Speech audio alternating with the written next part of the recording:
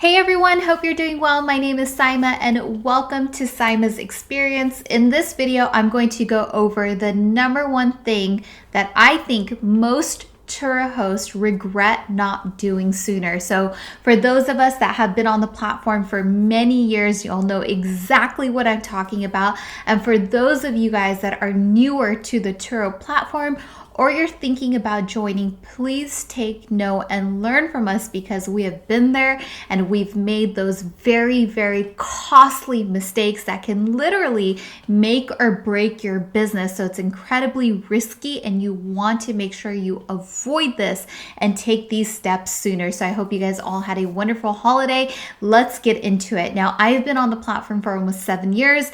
Till this day, I still am an active Turo host. I host rentals on a daily basis, and even I have to sometimes double check myself and not make this costly mistake. So please take note. Now, when you join the Turo platform, oftentimes you don't know what you don't know. Now that might sound really just, vague and out there, but it's really difficult to understand the nuances, the details of the Turo system. And so one of the things that I find that people really regret is not taking the time to learn about how the platform works and what your responsibilities are as a host in order to avoid being held liable for any damages that take place during a Turo trip with one of your renters. So here's what I mean by that. Now, before your car goes out on a trip,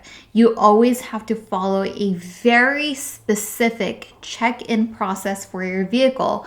The reason for that is should something happen to your vehicle during the trip and the renter is at fault, you want your host protection plan, in other words, your host insurance, to kick in immediately and take care of the cost of any damages. Now, this process is very specific and operates in a very specific time frame. The main thing that you always have to do is document two things. Number one is the condition of your car, right? And that's very obvious. Let's say this guy right here is your car. You're getting ready to get your C8 ready and it's going out on a trip, right? You want to make sure that you take photos 360 degrees around the car. And I literally mean every single panel from every angle. You can reference some of my past videos on exactly how to document the condition of your car, or check out my course at powerhost.club. I am running a holiday promo right now. Use the promo code HOLIDAY20 to save 20% off your course purchase. And this is only good till New Year's Day, so definitely get on that. But I will literally go as far as taking pictures of the roof, the interior of the car. So you want to make sure you get those doors open, you document the condition of your interior, your seats, your leather, whatever it might be, your dash, your windshield to make sure that there's no cracks, your rims, especially because this is like the number one thing that gets damaged all the time, and particularly the edges of your bumpers, right? These are very common damage areas. Now, documenting the condition of your car is pretty obvious, and as a host, when you check into a trip, Turo will actually walk you through that process and remind you to do so. But the most important thing, second to documenting the condition of your car, is taking note of your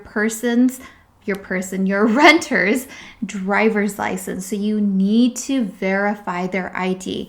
Now, let's say you do all the legwork and you document the condition of your car, but you forget to verify your renter's driver's license. They get into an accident and crash your beautiful C8. Well, because you didn't verify their driver's license, that claim is not going to be covered. So it's extremely important. Now, there are 3 scenarios in which you can host a trip as a host. Number one is you are meeting your guest in person, and every scenario has different rules. So if you are meeting your guest in person, you have to ask them to physically show you their driver's license. You need to look at it, make sure it matches obviously the person that is there with you, and you need to make sure that their name and date of birth matches up to the information that is presented to you on your Turo reservation, and also that the driver's license is not expired. Now, technically, because you're meeting that guest in person, you don't have to take a photo of this, but my rule of thumb is no matter how you're doing handoffs, whether it's in person or contactless, always get photo documentation of the person's ID. Extremely important, because you just don't want anything to ever be questioned should something go wrong. So even when I meet with a guest in person, I will personally ask to take a photo of their license and then upload it to the reservation, but you technically don't have to. Now, in the second scenario, let's say you are doing contactless handoffs, right? So that means you're leaving the car, you're leaving the key, and you're either remotely locking or unlocking it, or you're using some sort of lockbox method. Here, you have to make sure that within 24 hours of the trip start time, you are doing two things. You are asking the guest to send you two images. One is a full image of their driver's license. So, usually people put it on the counter or a desk and take a photo. And then a second image of your renter holding that license up to their face so that you can verify that the person who's renting your car is the person that is on the ID. So you have to have both. If you have the renter just send you a photo of them holding a license to their face and not a photo of just the license itself, it won't count. And oftentimes when they take that selfie, that license image kind of blurs out because it is so far back. So you have to make sure that you get both images. Now, that you have to do within 24 hours of the trip start time.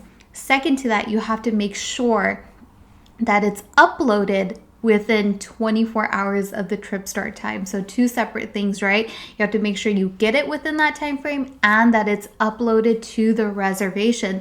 Sometimes people will do things like they'll text you their ID because they don't know how to operate the app, or people just do funky things like that. So you have to make sure that it is uploaded to the trip reservation within that time frame. It's extremely crucial, and if you are missing these things, it's literally grounds for claims to be denied because you're operating kind of with outside of the parameters of Turo's system. So really, really important, you guys. We are in, kind of winter season, all types of different weather conditions going on all across the US and, in UK and other countries that Turo operates in, which also typically means that it's a high claim season. That means there's a lot of accidents happening. There's a lot of people moving about, a lot of people traveling, a lot of people on the roads. And trust me, I've been doing this for almost 7 years. During this time of the year, you end up seeing a high frequency of accidents. It's just the nature of it. So you don't want to end up in a position to where something happens to your car, you go to file that claim and your claim gets denied because you didn't properly document the condition of your car and you didn't properly verify your guest driver's license. This is so important. I cannot tell you enough. And I have, trust me, learned the hard way. I have had instances, where I didn't have proper documentation, and thankfully, there were extremely minor claims in the past. And I learned, right, in my very early days of doing Turo. But I have seen people end up in situations where cars have been totaled, where they have damages in the tens of thousands of dollars, but because they didn't properly check in the vehicle to the trip, they were denied coverage, and then you end up with that liability. So there is a solution for all of this, and you don't want to regret being in that situation and not taking that time to kind of study the system and how it works. There is so much information on Turo these days on the internet. You can literally go to Turo's support site, read through the FAQ. I think it's support.turo.com. Till this day, I literally go back to their support page and I read through things because sometimes things change. I want to make sure I'm up to date. When you're doing kind of high volume, high quantity, you can kind of space out. Even before making this video, I wanted to double, triple check that that was the correct information, because things can get blurred. So it's really, really important. And especially during the holidays when it's busy, you have plans with family, you can get really caught up in your day-to-day that sometimes your cars are going out on trips and you're forgetting to check them in. Maybe you took the photos, maybe you didn't upload them. So you want to make sure you really follow the system to a T. Go on Turo's support FAQ page, read all about it. It's really easy to search for check-in, check-out. There's so many YouTube videos. I've been documenting my Turo journey on this YouTube channel for, almost 4 to 5 years. So definitely subscribe and stay tuned. I share all my stories and everything that goes on with my business. There's tons of other YouTubers who talk about their journeys and how to do the Turo business. And also you can check out my course, which is available at powerhouse.club.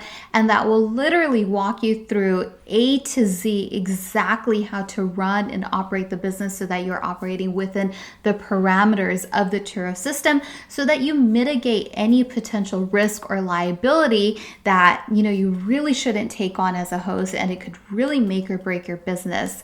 Now, finally, the third way that you can check into a trip is if you are hosting a Turo Go trip. Turo Go is only available in select markets, and essentially Turo is connecting to your car directly. And in that scenario, the beauty of being a Turo Go host on Turo and having a Turo Go vehicle is that you can actually skip the verification process. So it takes a bit of that responsibility off your shoulders as a host, and it leaves it to Turo and their system. If you are doing a Turo Go trip, you do not have to ask your renter for their license or a selfie or any of that, because that automatically happens through Turo's system. So one could hope, and if anyone out there with Turo is listening, and I'm fairly positive they're probably already working on this, I do definitely think that this is something that should be automated in the Turo system, because it is just so easy to have human error in a process like this, right? Especially if you're running multiple cars, you're growing your fleet, you have a high quantity of bookings, it gets really easy to take photos and forget to upload them, or make sure you're within that 24-hour time frame. Sometimes someone will book your car like 3-4 days in advance, and they'll upload the photos right away, and then you kind of got to go back and ask them 24 hours before the trip starts. So it's a lot of just like nuanced stuff that can very easily go wrong. And if it does go wrong, it could end up being a huge liability for the host, which is never a good position to be in. So you don't want to regret not taking the time to do your homework, do your research, and make sure that you thoroughly understand exactly how the check-in and check-out processes work, what the time frames are, when you need to upload things, what you need to look for.